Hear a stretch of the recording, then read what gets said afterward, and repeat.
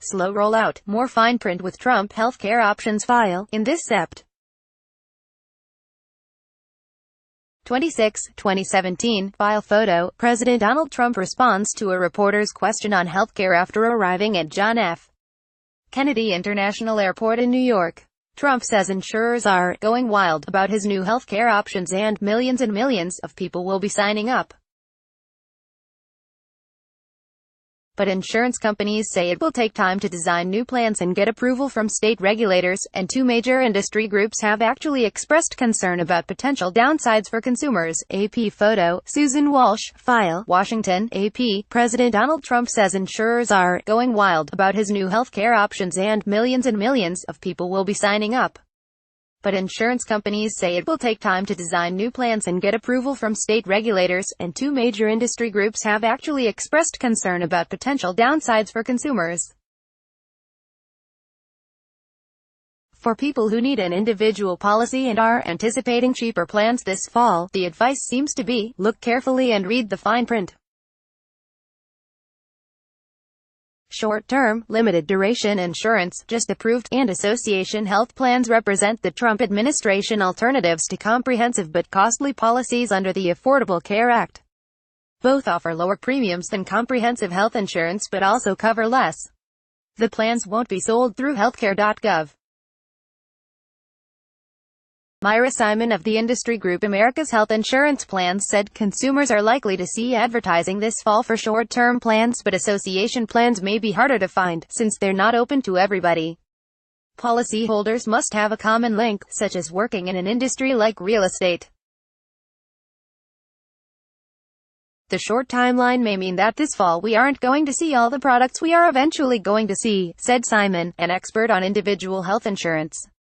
We might see some more heavy marketing of products that already existed. Jeff Smedred, CEO of Pivot Health, which offers short-term plans, says companies are behind the curve on updating their plans to account for the greater leeway provided by the Trump administration. He's forecasting minor improvements in plans by October but a lot of change in 2019. Strictly speaking, short-term and association health plans are not new. The Trump administration has broadened their potential reach, although some states may push back with restrictions. Short-term plans don't have to take people with pre-existing medical conditions, or provide benefits like coverage for maternity, mental health, prescription drugs and substance abuse treatment. They can last up to 364 days and be renewed for up to 36 months. Association health plans do have to accept people with pre-existing medical conditions, but they don't have to cover the full menu of 10 essential kinds of benefits required by the ACA. On the whole, association health plans have more federal consumer safeguards than short-term plans. Speaking at the White House last month, Trump almost made it sound like there's going to be a stampede to get the new plans. So all of the insurance companies are going wild, they want to get it, he said of association health plans. You're going to have great health care at a much lower price. As for short-term insurance, somewhat different, result the same.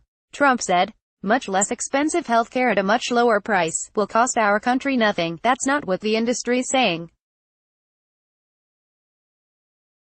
The Blue Cross Blue Shield Association warned that the broader availability and longer duration of slimmed-down policies that do not provide comprehensive coverage has the potential to harm consumers, and America's Health Insurance Plans, the main trade group, said, we remain concerned that consumers who rely on short-term plans for an extended time period will face high medical bills when they need care that isn't covered or exceed their coverage limits.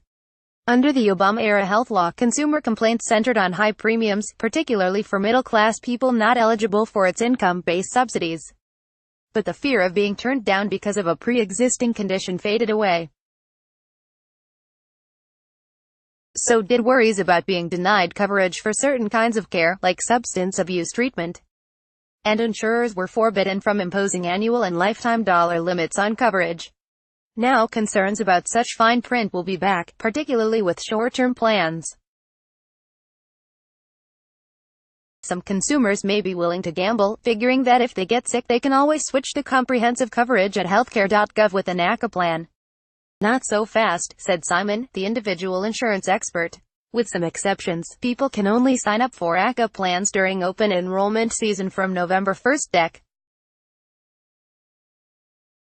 15. If someone in your family later gets diagnosed with a serious mental illness, for example, you might have to wait months to get them into a comprehensive plan that will cover that condition. It's not simple to move back and forth, said Simon. Another potential surprise, Gary Claxton of the nonpartisan Kaiser Family Foundation says short-term plans may turn out to be more costly than Trump administration officials suggest.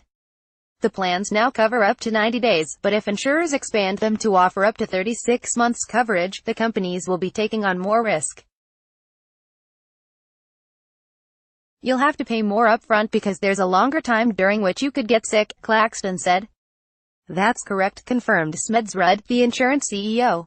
The longer you cover somebody, the more likely it is you are going to have a claim, he explained. Copyright 2018 The Associated Press. All rights reserved. This material may not be published, broadcast, written or redistributed.